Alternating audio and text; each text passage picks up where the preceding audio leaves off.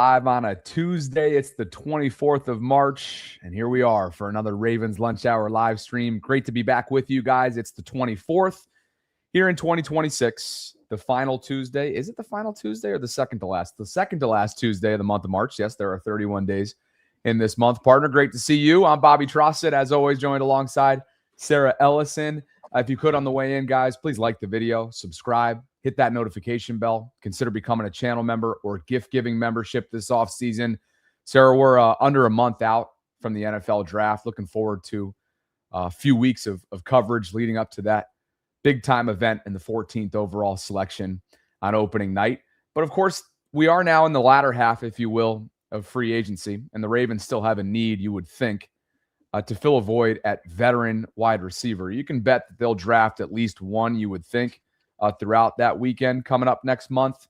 But you got to probably find that veteran presence. And DeAndre Hopkins certainly is a candidate. He remains unsigned. He spent this past season in Baltimore, and I think we all agree he was underutilized. And maybe there's even a level of what if attached to him, meaning what if he was utilized more?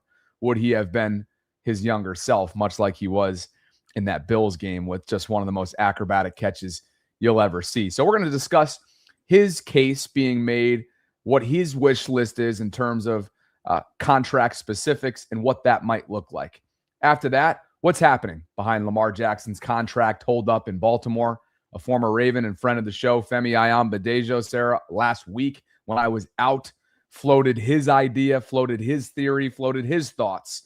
And we're going to go ahead and react to that as a partnership since I haven't had a chance to yet.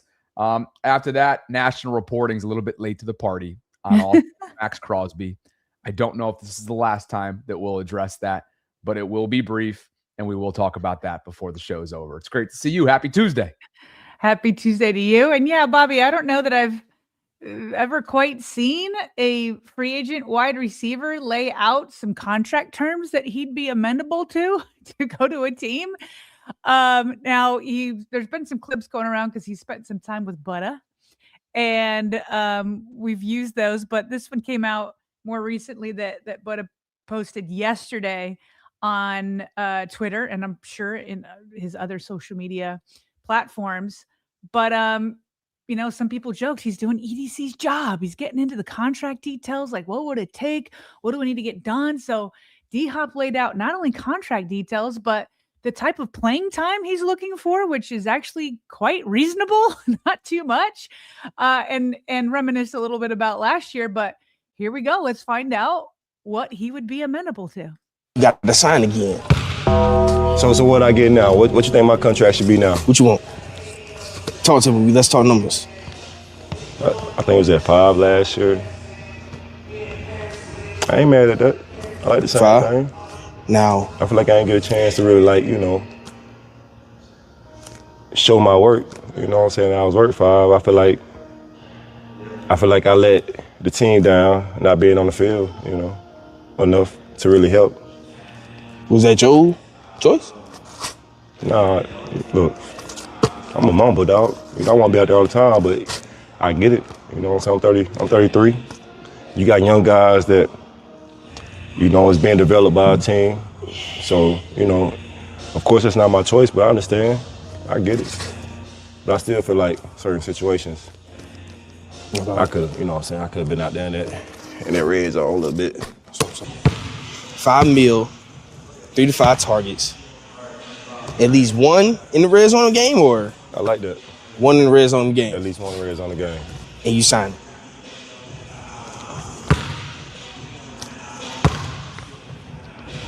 Sign to who? Damn, to the right, what you talking about? Just like we need a story, because everybody go get their first ring together. You, Derek, Mar, first ring together. That shit will be fire. Man. That shit will be fire. That's what I'm saying. I feel like Ravens need another receiver, though, for sure. I'm saying they need another receiver besides Zay, Bate. But look, you sleeping on LeJounte. No, I'm not. LeJounte nice. I know. I've been rooting for him. Lil Tay nice. I've been rooting for him. Lil Tay nice. I feel like Lil Tay, the other receiver they might need. You know, help your case here. Okay, Yeah. We try to get paid right now. I got you. You know what I'm saying? We try to get paid right now. Trying to get in that field. You're right. 5 mil, 3 to 5 targets, 1 in the red. You're right. You know what I'm saying? I got you. You gotta work that magic. Okay. All right. Well, you know, they need a red zone target like myself. That's what I'm talking. That's what we here for. They need a red zone target like you. Come on. Deion came to talk. This is how it go. Deion came to talk to Butter. Butter go talk to Ravens. Ravens go talk to Butter. I'm gonna talk to D. We gonna get the thing. We gonna get the thing done. We gonna sign on the dotted line. And he gonna be back. This is what I do. This is what I came here for. All right, Bobby, just a couple comments before we dig into the meat of it. First of all, D-Hop needs to work on his game a little bit. Okay, that was a brick followed by an air ball there. Okay, I expect more from D-Hop. Number two, I hope he has an agent because he was not. He was building up all the other teammates, which is nice once you have a contract. But even Bud, I had to remind him, hey, listen, we're trying to get you paid. You're building a case for you not to be paid and for you not to come back. So you appreciate that about him. But he put it out there. He wanted basically something similar to last year. But usually when you're 1 year older, it's probably going to be, I don't know, maybe it's a little bit less. But there's his contract from last year. 1 year, $5 million. His signing bonus was 3.745. And Bobby, like you said, listen, there's going to be a lot of people who say, oh, let the young guys have a chance. Let the young guys have a chance. I'm telling you, the Ravens are going to sign a veteran one way or another. That's how they like to do the makeup of every single position room. You're going to have some guys that are kind of in the middle of like 4 or 5 years in. They're going to have some rookies, maybe second years guys, and then they're going to have like that 8, 9, 10-year veteran. That's what they try to do in many of their rooms. So they're going to sign a veteran, and they are going to sign somebody that's cheap because that's where we are in free agency. And so honestly, if you're a rookie or a second or third year guy, if you can't beat out D-Hop in what will be, what is this, is like, I don't know, he's beyond 10 years in the league. If you can't beat him out when all he's asking for is some red zone targets, he said 3 to 5 targets a day or a game, just 3, one of them being in the red zone. That's not a lot to ask for, and that's really not dampering any other young player's ability to develop and take that role over. So you want to have as much insurance as possible. And Bobby, if you're going to get a veteran guy, and you simultaneously want people to grow and have a mentor in there and have a contested catches guy and have a 50-50 ball guy and a guy in the red zone, like who's better than D-Hop? Something that the Ravens need to ask themselves, Yeah. Because there's a lot to like about, one, his very reasonable wish list and why that would pair nicely with what they already have. You know, it's funny. I was so focused on his compliments of LeJontay Wester. Yeah. That's what I've been thinking about the last couple minutes since he was really going out of his way to tout, the second year player. I mean, he was a 6th round pick out of Colorado last year. For the most part, you saw him in a special teams capacity. Is this a player that we're sleeping on? Is this a player that, D-Hop is obviously the vet. He's going to make sure to support his guys, build them up. I think he had, a great presence in that locker room, much like Odell did a few years ago. But is this a guy that we're sleeping on outside of what he can bring to a team? And he flashed that at times last year with great vision, the burst and the explosiveness, with the freak athleticism as a return specialist. But can he find his way into the rotation as a wide receiver within that category of what maybe DeAndre is talking about, that 3 to 5 targets per game? And, how would they use him? Would it be more of a gadget, type misdirection specialist, hybrid type guy on the offensive side of the ball? We don't have a good feel for what Declan Doyle as a first-year offensive coordinator might scheme up. But that caught my attention. But I'm also quick to be like, all right, is this just support? or is there support and belief attached to that? So anyway, those are the two angles. Everything you just said about DeAndre, it being a reasonable fit, a reasonable case, if you will. And then, hey, what kind of jump can LeJohntay make into year 2, and what might his role be? Well, there's LeJohntay. He mentioned a lot of guys. He didn't mention Tez. My guess is because he's such a supportive and good teammate, it might have just been an oversight. But it does sound like LeJohntay's like at the top of his mind for sure. But listen, I've watched these young wide receivers, kind of late round wide receivers. Since 2005, I've been covering this team. And every single summer, spring and summer, people are so excited about these back end kind of guys, whether it was, wow, what was his name? Devontae. No. Yeah. He was a 3rd round pick. He was returner. His initials were DD. Where are we right now, years wise? Trying to kill me. It was more towards the beginning of Lamar. Oh man, I'm forgetting his name. It's driving me nuts. But he came in with James Prochet, same draft class, but in the 3rd round. Anyway, okay. Duvernay. Thank you guys, Duvernay. Yeah, had an all-pro year. Had an all-pro year as a returner. Yeah, as a returner. So there's like the Devin Duvernay. There's like the Prochet. Remember Tommy Streeter back in the day. I mean, there's probably 20 different guys if I looked up the list of wide receivers that in the spring and summer fans were so excited about. Don't bring in a veteran because you're taking away opportunities from these young guys. And like my position is kind of like what they did with Bateman. I remember one year they just paved the way for Bateman. This is before OBJ was here. Paved the way for him. Free runway for him to go. And then he got injured. And so, and he's so inconsistent even when he's healthy. So to me, you bring in these veterans who aren't like D-Hop, who aren't going to be divas and demand the ball and be a candidate in the locker room if they're not getting the ball as much as they think they should. Solid veteran go-to guys when you need him, but also somebody who the young guys could beat in competition. And if you can't beat him, then you shouldn't have had the runway in the first place. You shouldn't have had the runway. So like, I know there's a lot of love for LeJohntay or Tez. And I'm sure they're going to draft a rookie. And it's like, if it's a 1st round rookie, then yeah, D-Hop's not going to get in his way.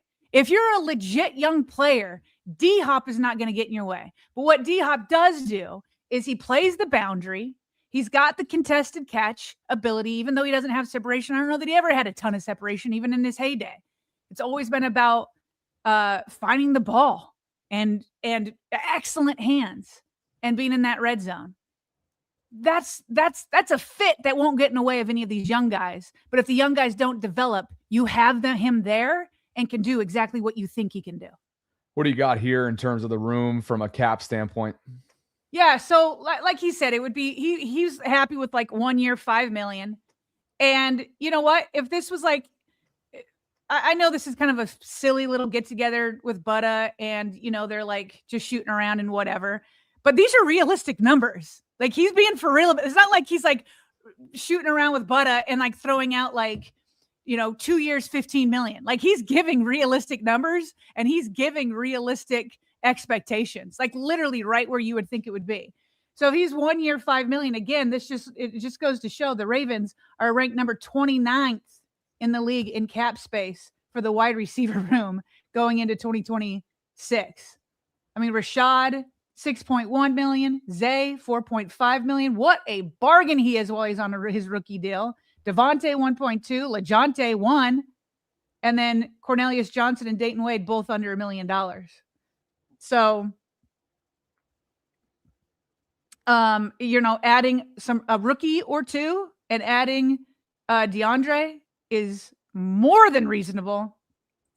And in fact, if you wanted to, just because people keep floating out something like AJ Brown or whatever, I mean, while Zay's on his rookie contract, this is a time that you could pair him with another stud if you wanted to take a swing. But if you're not going to take a swing, I would say DeAndre would be great, but he'd be a signing after the draft.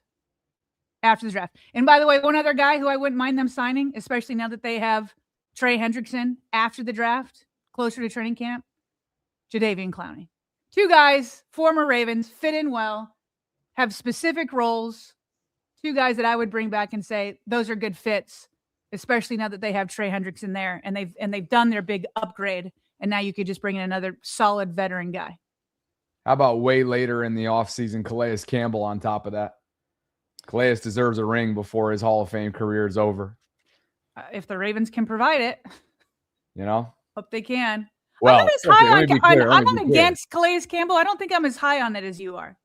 Well, and look, it's obviously not a guarantee if you come to Baltimore to get a Super Bowl ring, but you're going to have a better chance than where he's spent recent seasons. Yeah. So, could that be a Brent Urban replacement, if you will?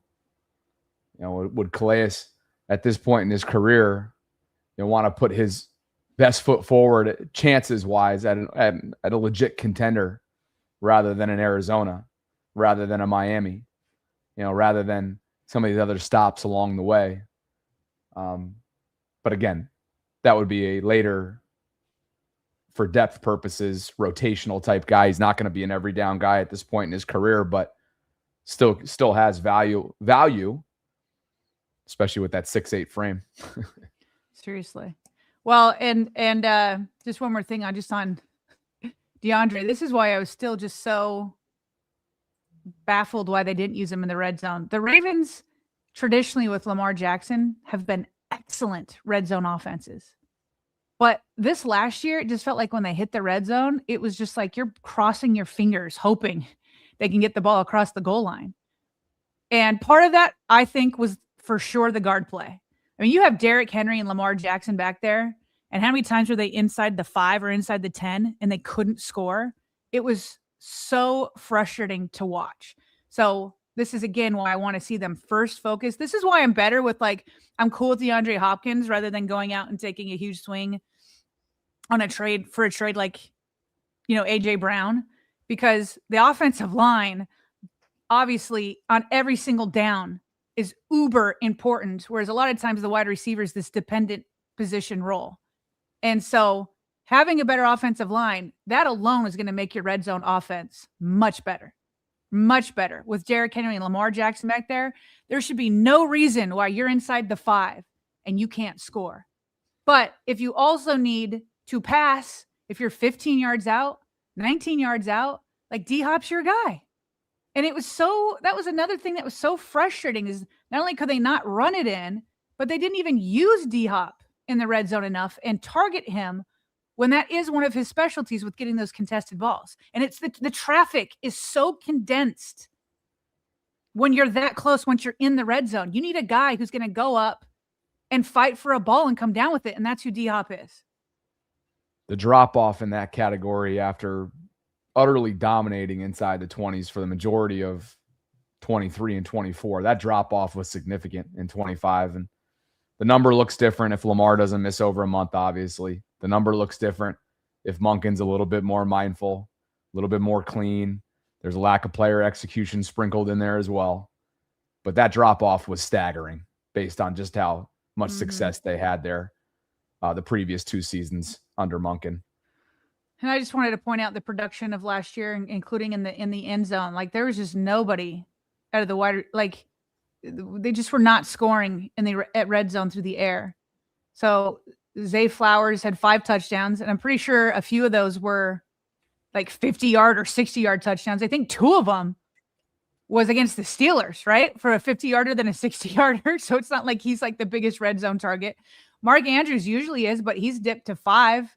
So many times in the past, he's been almost double or more than that. Then there's DeAndre, his 2. And I think they came in the first 2 weeks of the season, just completely dropped off. Couldn't find Isaiah Likely, that big body. He only scored 1 touchdown. Obviously, he was injured for a while too. Bateman only 2. But there's Devontae Walker that everybody's talking about. He had 3. Again, some of those were just deep passes. But you've got to get the red zone game back, including the passing red zone game. Like nobody here stood out. Nobody. Appreciate you guys for being with us on this Tuesday. Let's get to a couple super chats. Pat Man got us started earlier on. He says the UFL is starting up this weekend. You both have local teams in the Orlando Storm and Columbus Aviators. Nice. Good kickers like Jake Bates have come from this league. You may want to watch. Pat, you're bringing me down memory lane here. When I lived in D.C., not long after school, the D.C. Defenders, I remember attending a game or two at Audi Field for D.C. United play. So, and then, of course, Audi the Field? merger. Yep, Audi Field. At least it was. Who knows? The naming rights to stadiums change, I feel like, every freaking week. Yeah. But when I was living in D.C., I remember gathering up a couple buds and going on a Saturday, and they ended up having this beer snake. I think it was one of the largest beer snakes, and I can't remember if there was a Guinness World Record on display, Sarah, but just think of a literal probably 20, 30, 40 rows in the bleachers deep of a beer snake. Kind of nasty from a sanitary standpoint, but think like literal feet upon feet upon feet. That was what they were known for, not the team, but the environment on a Saturday, which was college football-esque. So anyway, the XFL and I believe USFL merged a couple of years ago. And now, as Pat says here, spring football is upon us. Appreciate the heads up on that, Pat.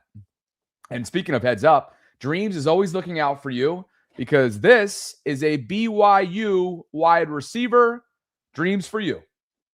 Says Sarah, imagine Chase Roberts learning from D-Hop. Chase Roberts was a stud. Yeah. And listen, now that you have Puka coming out of BYU, 6th rounder, it's like, who else do they have there? More people should be checking it out. Let me look up Chase Roberts' stats at the end of the year. Let me look this up here. Yeah, First of all, he had a beast year. He's 6'4", 210 pounds. Okay. Dude could fly. This last year, he had 802 yards. The year before, 854. 6 touchdowns this last year. 85 his long. Oh, I like Chase Roberts.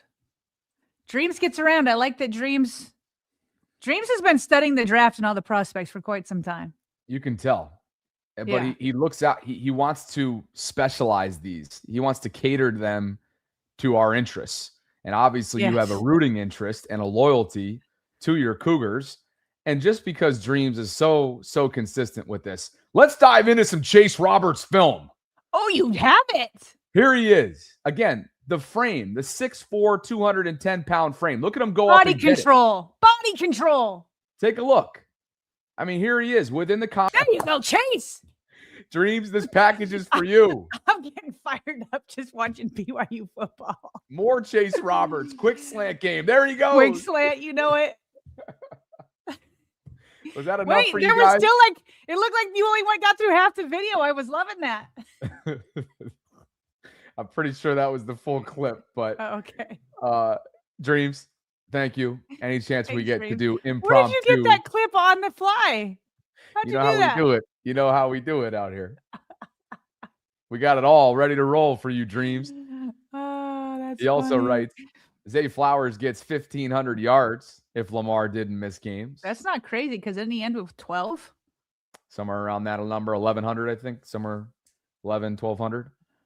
So, yeah, that's probably not too crazy of a 12-11. 12-11.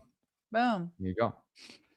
And that's the Matthew point. says, Like, but that is why you need a red zone guy. Zay's going to help you move the ball between the 20s. yeah. And every once in a while, he'll break free and get a couple touchdowns. But that is why you need a red zone guy. Yep. Matthew Klein for you. The Vaults and Buddha collab coming soon. Oh, Bobby, I feel like that's a challenge for you. You're gonna hit him. So you're our booking guy. I haven't been too familiar with Butta's game. Clearly, the guy's got game. He's always in my feed.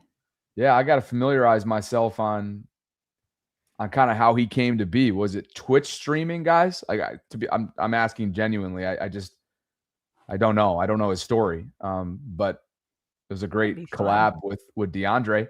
And I think he, you never know if you don't ask. And I'm pretty sure he Let me see if reached out to DeAndre on X, and that was hooked up through X last time I checked. So think his DMs are open. good for him, man. Let's check it out. Good for him. It would be a fun off-season conversation for sure. Here he is. They're not open. You're telling me he's booking people through Twitter and he doesn't have his DMs open? Come on. Actually, I don't even know if mine are open. Are mine open? Who knows?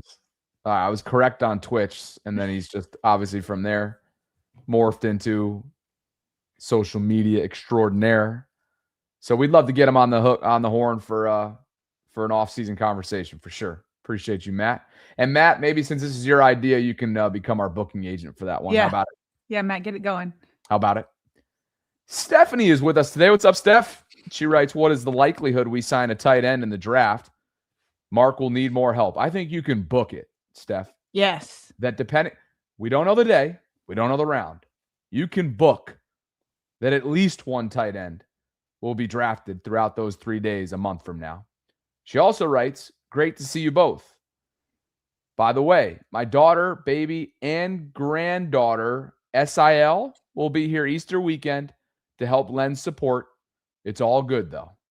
SIL. Sarah, it's another acronym. I think Steph is following in the tradition. Doing it. By the way, sister-in-law? By the way, my daughter, baby, and granddaughter. No, that can't be it. Interesting. I don't know. But Bobby, can I But no, I think you're right on that, Sarah. I think you are right on that. Baby, but anyway, granddaughter, Steph, sister-in-law. Steph, we hope you have an awesome Easter weekend. Son-in-law, daughter and son-in-law. Okay. That makes more sense. Steph, I didn't think you would stoop down to this tradition and trend of trying to, get us to trip over our words, which is now happening. So yeah, she said it's son-in-law. Bobby, can I tell you something? Sure thing. I think I'm coming around to Sadiq a little bit with you. You gotta be. Listen, if there was still listen, if my guy Vanga's still there, I think I'm still taking Vanga. Steph, thank you. But I think I'm coming around. Maybe we'll have to do a segment on that later. You gotta be. In me. Hey, this is cool. Let's definitely spend some time on it this week. Yeah, let's have a segment on Sadiq. Definitely. Absolutely. Let's tell you what. You'll lead it. I'll tell you what. What? I will go to great lengths to reach out to the Oregon tight ends coach. Yes. I'm going to reach out to the tight ends football. Now you're talking. Now you're talking. You guys ready for some live shite right now? You ready for this? Here we go. Oregon football coaching staff. And we're just going to make sure right now that we know who the tight ends coach is in Oregon, in Eugene. And it is Jack Smith. His name is Jack Smith. Let's just make sure he's been with the program. Yes, he's been with the program since 2023. So Jack Smith, we will be trying to track him down through the Oregon PR team. And I'll just say this. This is some crazy irony right now. Today, in Cooperstown, New York, Jack Smith, who is my honorary grandfather, will be laid to rest after passing away last week at 95 years old. He was my father's. My father lost both of his parents early on. And the Smiths, who owned a very popular B&B in downtown Cooperstown, for those of you who know that area, you know that it's synonymous with baseball, synonymous with Dreams Park, the Baseball Hall of Fame, and everything else, Doubleday Field. They had a very popular B&B, and we just lost him a week ago. His name is Jack Smith, and the wake is today. This is wild. And now I'm going to go reach out to Jack Smith. Not Maybe that it's meant to be, though. That unique of a name, okay? Not that it's that unique of a name. But Jack Smith will now be reached out to by the Vault, and we are going to have him on, hopefully, to talk about Kenyon Sadiq. Yeah, Smith and Jack, not the most unique names in the world. And I just want to make clear here, Bobby, if Venga's still there, I'm still going for it. But if he's gone,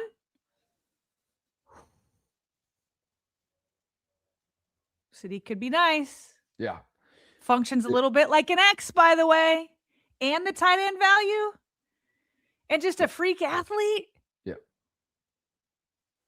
I'm glad. Although there glad are other good tight ends in the draft, but I'm just saying. Hey, I'm intrigued. you're a little late to the party. Yeah. All right. Whatever. The draft is still like, we're in March. Not You are even under a April month yet. out.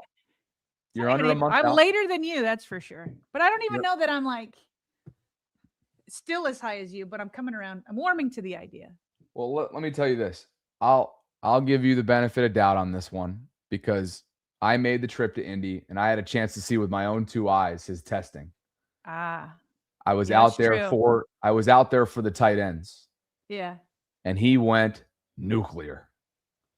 So I think I had remembered seeing highlights of him leading up to the combine. Can't say I watch a ton of Oregon football, especially when you're on the East Coast. But between those highlights and then what he did, which I get it, the combine's not everything, but the way that his stock universally, unequivocally rose and maybe even astronomically rose after what he accomplished in Indy.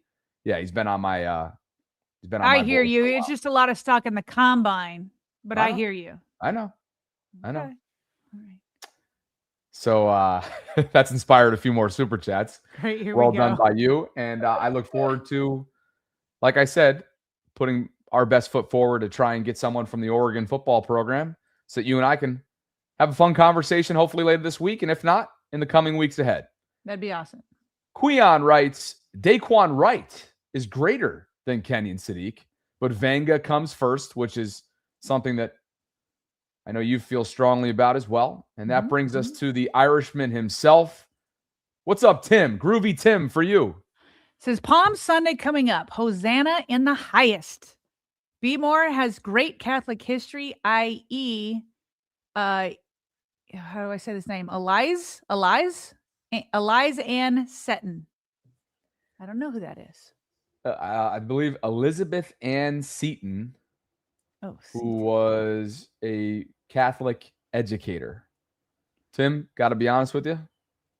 Yeah, you're the Catholic in this show. You got to know. As the Jesuit educated graduate that I am, I have to do some homework on Elizabeth Ann Seton. She was an American Catholic educator known as a founder of the country's, let's see here.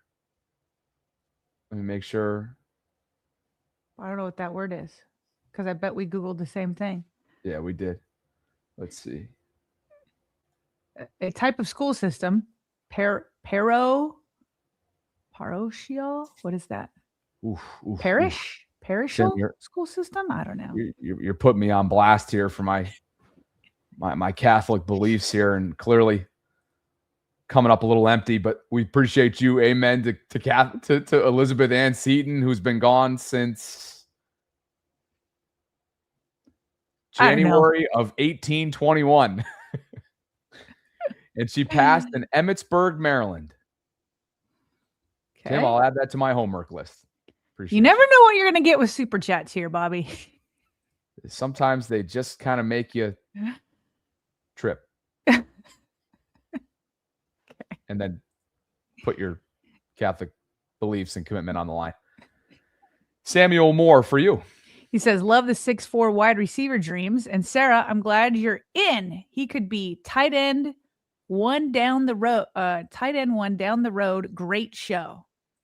How about this, Sam? Down the road as in like November. Yeah. That's the type of talent he has. And appreciate that, Sam. Tim says, God, in your goodness, you hold the souls. Prayers for B. Tross's grandpa and Stephanie's fam. Always for Stephanie. Non-blood, Jack Smith, my honorary grandfather. Thank you, Tim. And they will be honoring his legacy today and tomorrow in Cooperstown, New York. Special place for the Trossets. And just a special man. Just an awesome, awesome guy. So, and what a life well lived, much like your father. 95, I think he was 95 or 96. We could all hope to sniff that number when it's all said and done. Thank you, Tim. I feel like And I'm gonna live till RQ 100. for you. Says don't fall for the combine hype. Sadiq is good, but drop rate is a concern. Draft Vanga. If Vanga isn't there, take Delane. If he's gone, trade back. Manzor went off yesterday at his pro day. That's who RQ is talking about, the cornerback, Manzor, Delane. And I think RQ brings up a good point that we will discuss thoroughly when we get to the Kenyon Sadiq conversation, Sarah, because the drop rate is something that would be a con on the pro-con list. So we'll get to that for sure. And Frank is letting us know that Elizabeth was the first U.S. Catholic saint. Okay. Frank, thank you. Thank you for coming to my aid and phoning a friend. That's what I did without actually doing it. I phoned a friend, and that friend is Frank Brady. Just showed up. Appreciate you guys for being with us today. If you could like the video on your way in, subscribe to the channel if you haven't already. We're coming up on 30,000 subscriptions. We'd love to hit that number at some point before the draft, maybe if we're lucky. Oh, yeah. Hit that notification bell. Consider becoming a channel member or gift-giving membership. Let's just get a live count. We're at 29. We're at 29,201.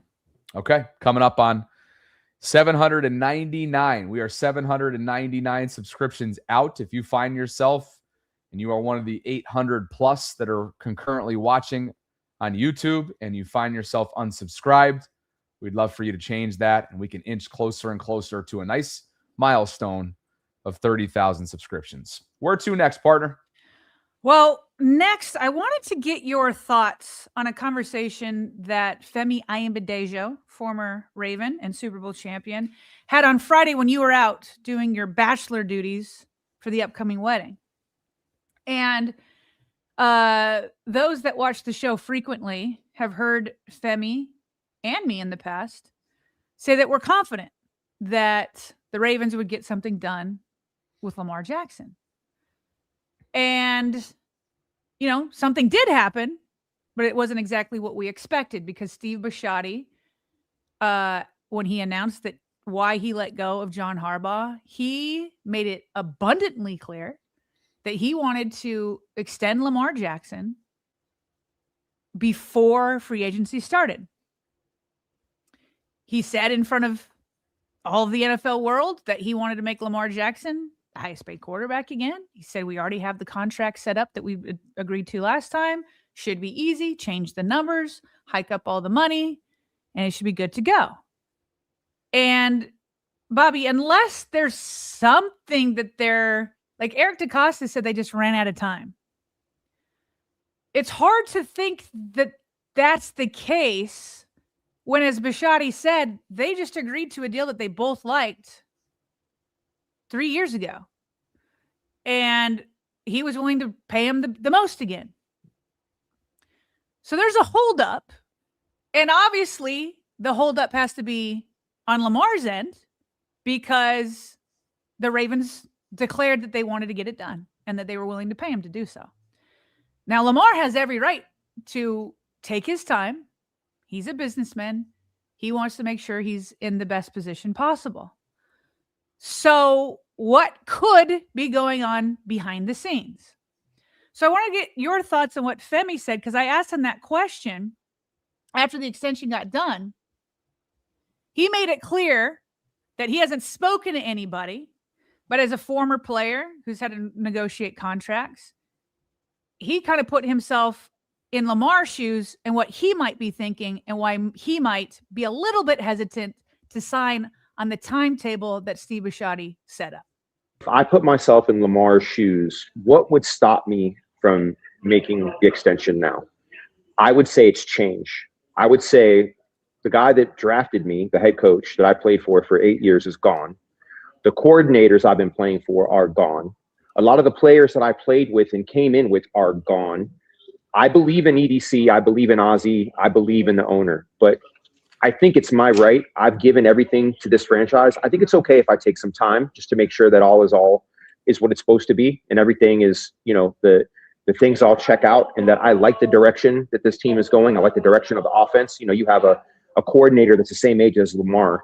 Lamar is a measured, thoughtful, methodical mover. He doesn't do anything randomly. People don't realize that. Don't let the appearance fool you. He does not rush into anything. He does not feel pressure. The dude is stoic. He's a business person. Lamar could have a bunch of different deals. Would you blame him for taking his time? And if you just look at what he does, I don't want fans to mistake what he's doing as apprehension in the sense that he doesn't believe. I just think he probably wants to see some things, and winning fixes everything. Yeah. Bringing in talented players fixes everything. So I think Lamar has earned the right, after having time to see that they did the restructure, not the extension. I just don't see why he would rush into an extension now based on the fact that the restructure was done. They actually cleared more money through the restructure. They kicked some higher dollars into next year's cap, but who cares? Next year's next year. We can worry about that then. And a new deal would solve that problem anyway. So I'm 50-50. And you know me, I'm the eternal optimist, right? So if I'm telling you I'm 50-50, I mean, I really mean that. I just don't see the reason to do an extension right now when there's a bunch of different things that are kind of hanging in the wind that are unknowns.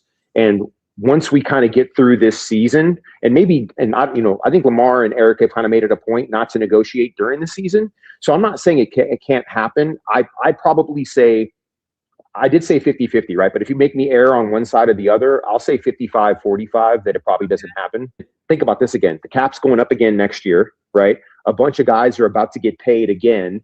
I don't think money is the driver, but I can't say it's not like third or fourth on the list of reasons to wait. Sure. You know what I mean? Like, you might as well wait a little bit longer, So yeah, those are the reasons why I don't see an extension happening anytime soon.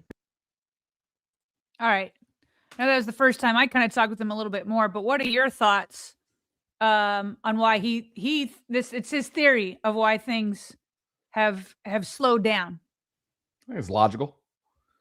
It's logical. Lamar coming up on a decade of tenure in the NFL and has accomplished just about everything you possibly can without the hardware, the ultimate piece of hardware that he's chasing down.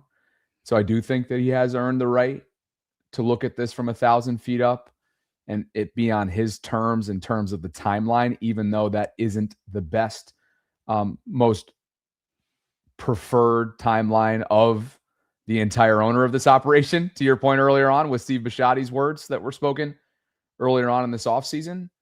And if he does kind of want to sit back and play this thing out, and the restructure has now been had, which opens them up for flexibility, as we know, for team building the rest of the way so that can field a competitive group in 2026, then so be it. And he's entitled to do that. There is a lot of newness. The organization has changed structurally, maybe not at the top aside from Harbaugh, but has changed significantly since he showed up. And with newness and with change comes not always guarantees, at least the guarantees that he knew and knew really well structurally. Now we think, look, we can sit here and think that those organizational structural changes from a coaching staff standpoint and now the trickle-down effect with personnel, schematics, and everything else in between will yield results, but there's no guarantee in that. And because there's no guarantee in that, he has the right to go and see that through before locking himself in to this new change for multiple years in the form of what? Another 5 years, it would probably be. Yeah, and not only does he have a right, but I think it's the smart thing to do from Lamar's perspective. Obviously, from our perspective, it's just like it feels so much better if Lamar just signed, because then it's like, great, we've got Lamar Jackson extended to, what would that contract be? 29, 30? 2029 or 2030. So from our perspective, I want Lamar to be here. Well, because that's security. Because that's security. Security. And now, for him, it would be financial security. For the organization, whether it's fans or not. Yeah. Lamar is secure. He brings you stability. He brings you security. So it goes both ways. But Lamar's going to have security either way because he's still got 2 more years on his contract. Yeah. I'm like, a lot of times the security for a player is like in case of injury. And he's pretty secure. Plus, even if he were to have a, knock on wood, don't want to put this in the universe, but even if he were to have a more serious injury, he still has 1 more year on the contract and able to come back and ball out. And then who wouldn't think that Lamar's still going to make a ton of money? So it's funny because, yeah, it's not only his right, but again, I think it's the smart thing to do. It's interesting, Bobby. We had Charlie Kohler on here last week, and he was pretty transparent about his free agency process, and that the Ravens approached him and wanted to re-sign him. And he wanted to go check out free agency. So the Chargers make him an offer and the Ravens make him an offer.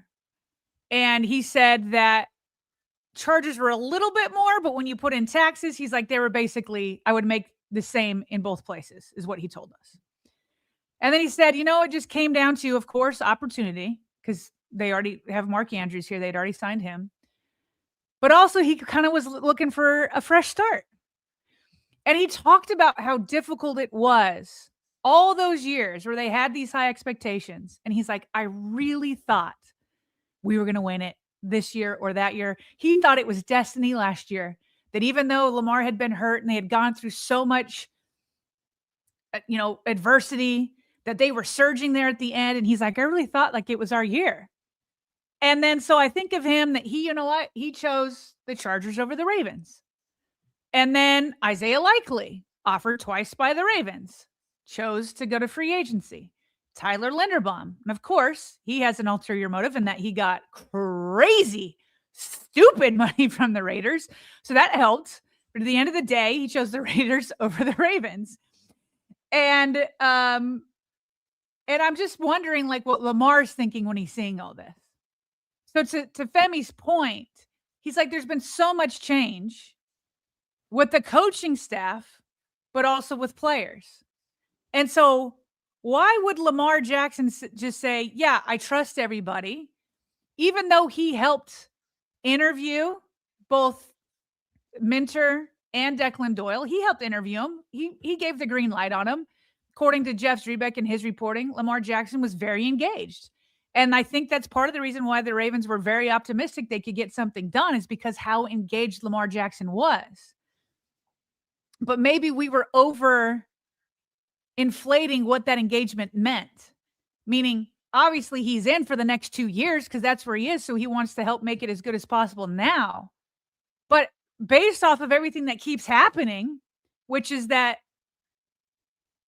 the expectations are sky high, you have everything in place to go all the way, but you keep falling short. And I just don't know if that starts to like wear on you for a while and just say, you know what? Let me just see. I have 2 more years on my contract. Let me just see like 1 year's worth of how this new regime is. And then we can revisit this next year. And then to Femi's point, the market's just going to keep going up. So the being paid as the highest quarterback right now versus next year could be wildly different once again. So it's his right. It's probably the smart thing to do. It stinks for us. And maybe he will go through OTAs and training camp and be like, you know what, I like it. And then decide to go ahead and sign before the season. Nobody's ruling that out. But he didn't hit the deadline that Steve imposed or wanted to impose for a reason. And if it's because he's evaluating the new regime, it's like if I'm advising him, if he's my son, I would tell him the same thing. That's all really needs to be said there. I'm sure we'll be revisiting it. And like you said, there's nothing stopping them from him getting something done before the season. Mm-hmm. But there's also nothing stopping him from waiting a year, letting this thing play out as he's chosen to do in the past.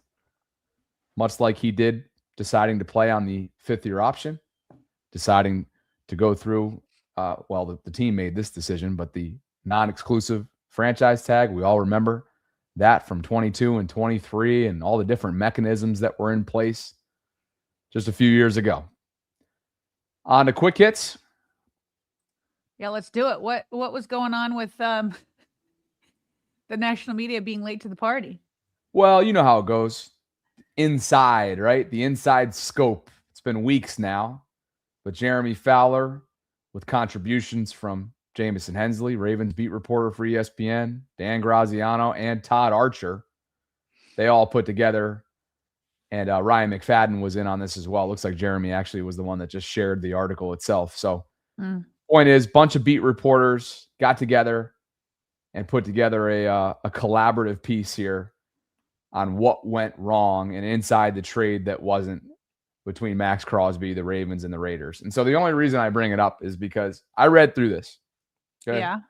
And was there getting a anything lot of new? traction today? Is there anything new in there? That's what's funny. Let's just be clear. No.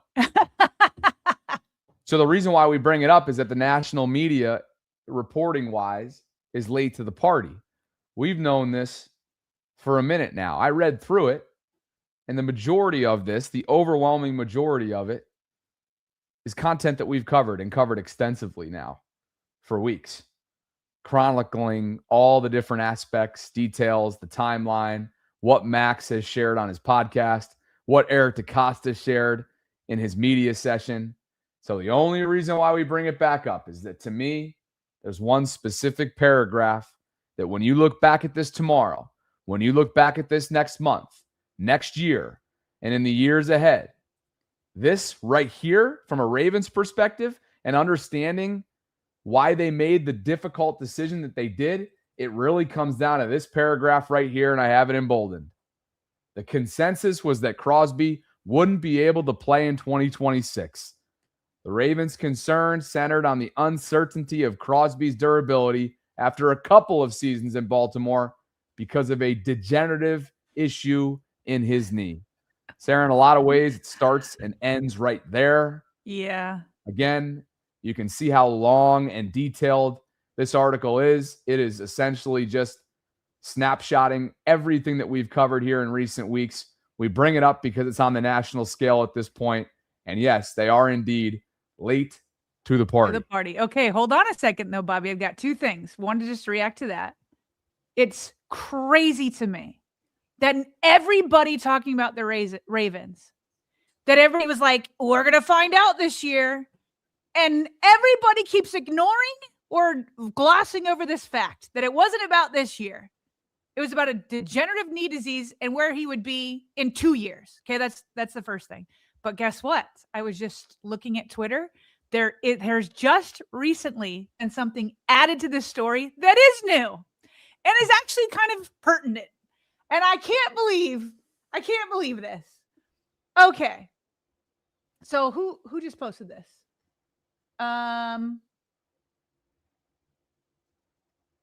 Okay. There was a editor's note that was just added to the story. Okay. Here's the first paragraph leading into the editor's note. It says, Crosby said on his podcast that he spent March 10th undergoing a physical and getting an MRI.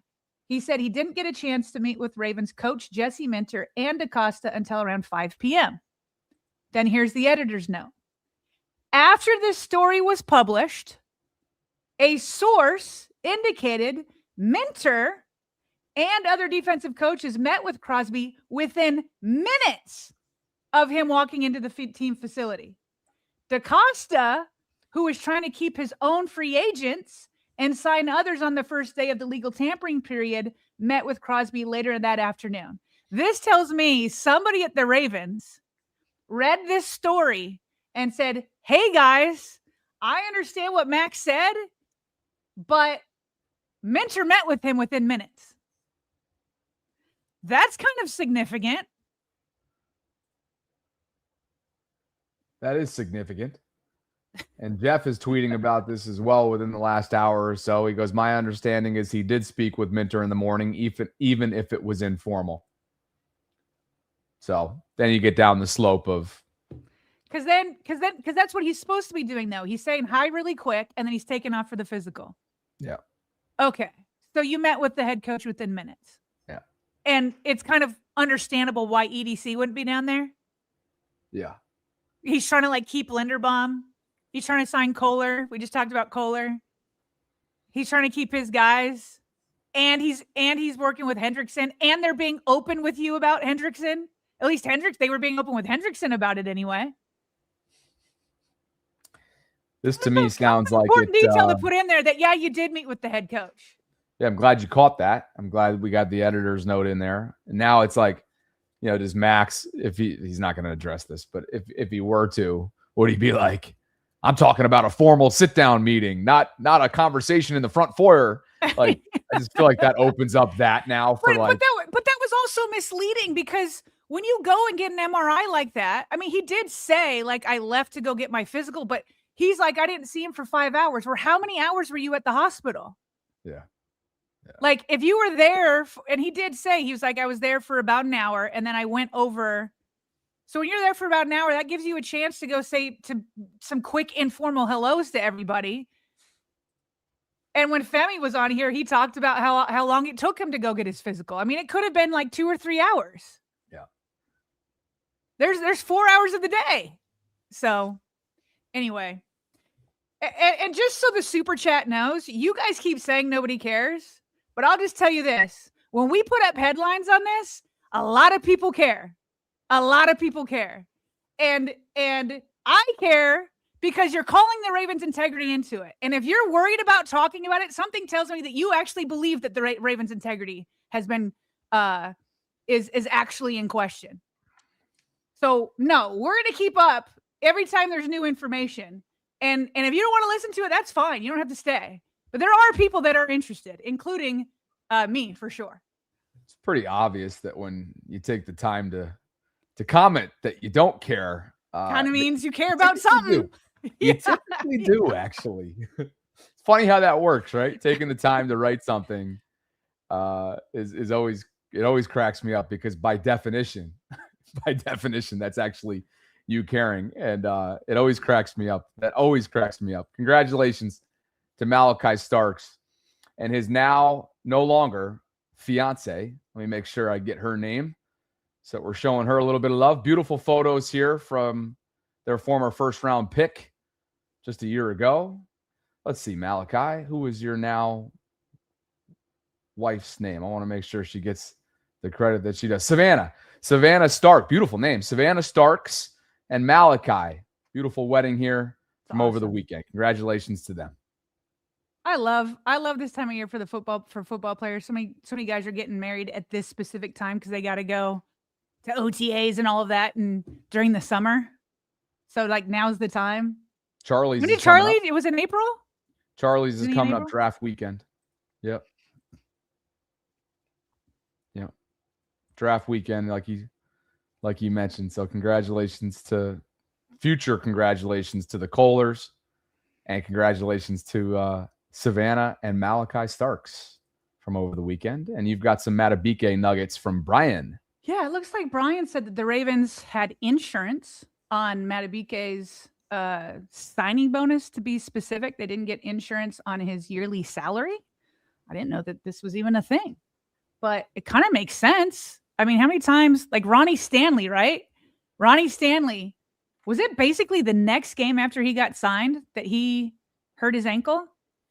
It might have been the next game, or what's that? Within 48 hours. It was a Pittsburgh game within 48 hours. Yeah. So I don't know. I don't know if they had insurance on that and people just didn't report it. I don't remember hearing about insurance, but it's not like I know for sure. But the Ravens, according to Brian McFarland, did get insurance on his signing bonus. And so they received some insurance, $5.5 million worth. So he says this represents Brian is a numbers guy. This represents 15/68 of his $25 million signing bonus since he missed 15 of a possible 68 games. So he says this amount is divided and applied to the yearly prorations. Okay, so I'm not going to go into all the numbers, but it looks like the Ravens are getting about $1.1 million of credit to the salary cap in 26, 27, and 28. So there you go. Okay. Not a lot, but it's something. Good stuff from Brian. He's always in the weeds on this stuff. Yeah. Really just so astute with some of this contractual nuance and cap side of things. So good stuff. Wow. Man, Sarah, have you ever had a quick hit that's been so impactful to the live chat? You know, that the quick hit section began with Crosby. That was not a third topic. That was actually a quick hit that we spent a couple more minutes on that we typically do. And you got people crashing out. I hope Evan's going to be okay. Crashing out. It's I really hope Evan's going to be it's okay. like we just kicked a puppy, Bobby. No, How dare us update that there's news that Minter did meet with him And that maybe Crosby didn't represent it. Like we just kicking puppies around here. Oh my goodness. I'm hoping they're going to be okay. Genuinely. Shame. I hope he's okay. Who? Evan. I hope he's okay. I never hear from any of these folks to say, hey, we'll do the quick hits and we'll gather that content for you because we want it specifically curated. Pretty. It's interesting how that works. The first time will be the next time will be the first time that we hear from folks that will gather up specific quick hits. I look forward to that time, actually. And we can be emailed at BaltimoreRavensVault@gmail.com for those of you that might want to be an intern in that category. Lamar Jackson Day for you. Yeah, so he's got an official day. According to 305 Sports, March 21st is officially Lamar Jackson Day in Palm Beach County. So there you go. That was, I guess, 3 days ago. But it finally hit my timeline. Cool. Could you imagine having like your own day? Sure. And it's the whole county. Well deserved. Legend down there. Well And deserved. in Baltimore. Super chats? Yes. Let's see. We left off with RQ the Q, I believe. And that brings us to Kobe, who wrote, I don't think it's about money with Lamar. It's not hard to look up top quarterback money and put in a bigger number. I think Lamar knows this is the last real chance to have max leverage, and he wants to use it. I would add one word to that. Where he says, I don't think it's about money. I'd say it's not only about money.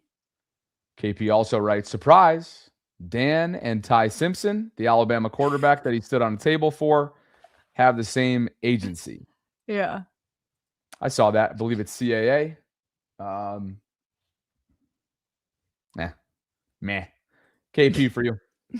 Says Kobe says, now that the truth is out about Max, I expect everyone in the media that blasted the team to take a moment to clarify their hot takes. Right? That's right. That's right, Kobe.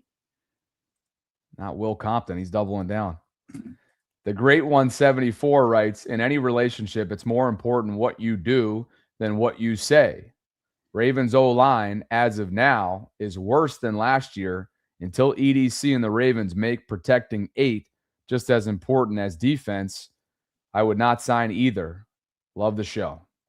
He's right now, because the upgrade from Fa'alele to Simpson does not overcome the downgrade from Linderbaum to whoever it's going to be as of right now. I guess right now it would be Bullock. Would he be the next guy? Well,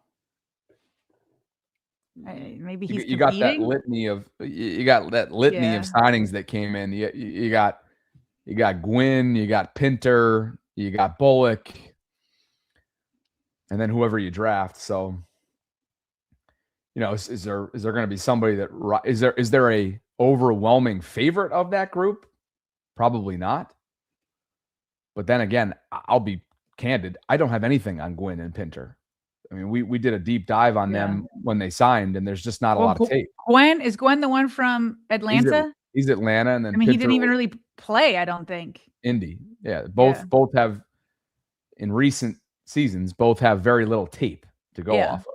So, but plug in any three of them. The downgrade from Linderbaum to any of those three versus the upgrade from Fa'alele to Simpson is not equal. Yeah. Thanks to the Great Ones 74. All righty. But the draft hasn't happened yet. The draft hasn't happened yet. We're either going to get Fano or Venga, and if not, maybe Sadiq. You guys already know what I'm doing after Sarah and I finish up here. Jack Smith is the tight ends coach for the University of Oregon football, and I will be reaching out to him to help our future topic on all things Kenyon Sadiq. Appreciate you guys for spending some time with us on this Tuesday. Sarah and I will be back with you tomorrow, as always, for a Wednesday Ravens Lunch Hour live stream. Collective returns tonight at 8 o'clock Eastern with Jeff and Cole. Looking forward to that. Partner, appreciate you as always. Thanks to everybody for spending some time with us, including the 2,000 plus that are concurrently watching at the moment. Like the video on your way out if you could.